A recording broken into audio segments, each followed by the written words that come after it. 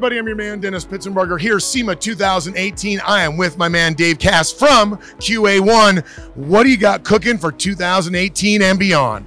Man, it's a big year for us. We have been working for 2.5 years on a new shock, and we brought it here for the first time, our Mod Series shock. Okay, Dave, you know what? That Mod shock is a solution to a problem. You guys have been doing that for years already. Where do these ideas come from? How do you put something like this together? Well, cars over the last number of years have been progressing in performance, right? And with higher horsepower cars being used in drag racing and autocross and road course, you need more force being built within the shock, right? And something that we were looking at was the amount of force that you need is so extreme in some cases, it doesn't make sense to have valving that goes from 0 to 2,000 or whatever the case may be, right? It's just a big curve. So we looked at it a little bit differently and said, how do we allow somebody to get those extreme force numbers, but have a better defined range for adjustment? Because you're right, adjustable shocks are nothing new, but what we did is we designed something that allows you to tune your valving curve on the car. So you can actually revalve your car right on the car.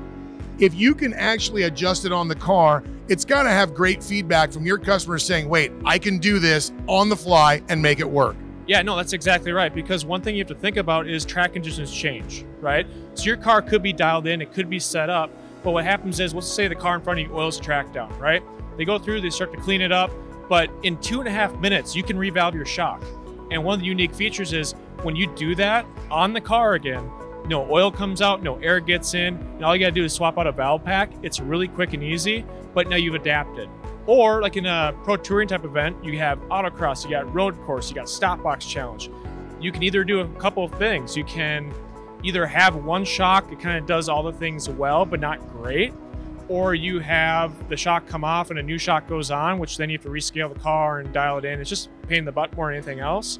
Or you take the shock off and you revalve it with a traditional method, and so you're getting into the oil passages. You don't have a dyno to test to see what you did.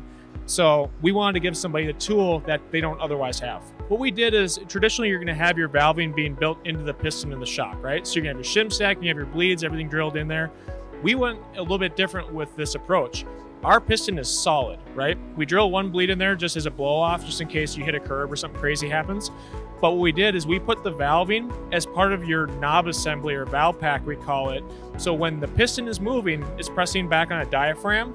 That's your shim stack. That's what your valving is being created by. Talk about the adjustability. It's gonna be more than just a couple little packs. You actually can buy them in multiple packs for multiple conditions. That's right. So what we're doing is the shock itself is going to come with, we'll just kind of use layman terms here, but like our medium pack, right? So it's good from 100 to 650 pounds in terms of internal force. Now we'll have a softer pack and also a firmer pack available as an accessory. And yeah, if you're autocrossing, a lot of times you're going to want a firmer rebound. So you can buy a pack that does that. Or for drag racing, you picture the front of a drag car, you want a lighter rebound on there. So you can kind of mix and match on the fly, depending on what you want to do. And the nice thing is, they fit in your toolbox, they fit in your glove box, you can make those changes. And you know, like you were mentioning earlier, if the car isn't right, it's just a simple change, or you just, you know, it's not something that you have to start from scratch. It's just plug and play and have that valving there ready to go.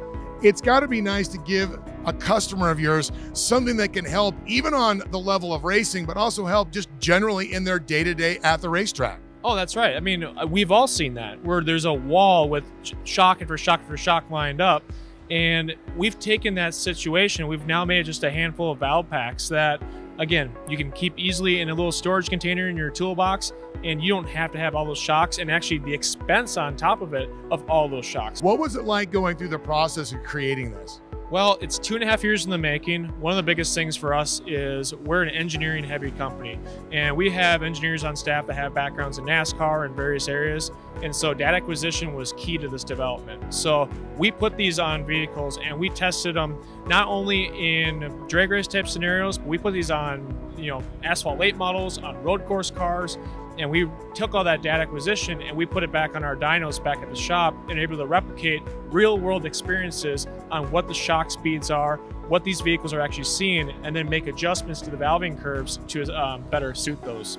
just simply put, it's a game changer. All right, Dave, you know what? A new mousetrap and an already filled market. You guys have come up with a very cool, ingenuitive product that people are gonna want their hands on it. If they want to find out more about it, find out where to buy it and get their hands on it, where do we send them? For more information on the Mod Series shock, check out QA1.net. You heard them, QA1.net. This is Power Automedia SEMA 2018.